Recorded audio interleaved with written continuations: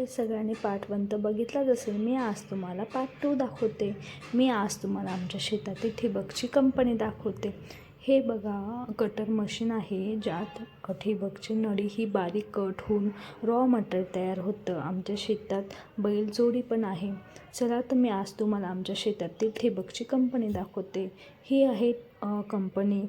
तुम्हाला आत घेऊन जाते. ही आहे पूर्ण कंपनी. शंभू हा त्याच्या मामाजवळ बसलेला होता, तोपर्यंत मी तुम्हाला कंपनी दाखवते.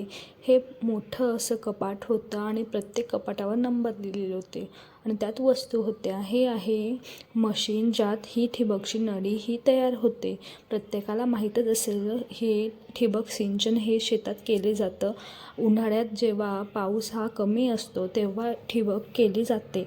सध्या ही ठिबकची कंपनी बंद आहे, कारण हे सगळे जेव्हा लोक ठिबक ही शेतात करतात उन्हाळ्यात तेव्हा सुरू होते.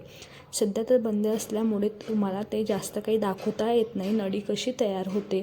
पण मला जेवढं माहिती तेवढे मी तुम्हाला सांगू शकते.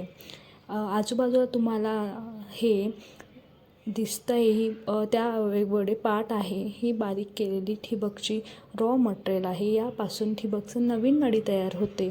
तुम्हाला आजूबाजूला केळीचे झाड दिसते. हे बाजूला बॅक साईडला पूर्ण केळीची शेती आहे. यापासून इथं नळी ही तयार होते आणि मोठं असं बंडल तयार होतं. हे बघा, अशी नळी तयार होते. त्या उज्ज्वल ॲग्रोप्लास्ट हे आमच्या कंपनीचं नाव आहे. बघा, तुम्हाला बाहेरच्या साईडला गेल्यानंतर हे गाई दाखवते आणि शेतात बकऱ्याही होत्या. 2 प्रकारच्या गाई आहे. तुम्हाला आजचा व्हिडिओ कसा वाटला नक्की सांगा. बाय.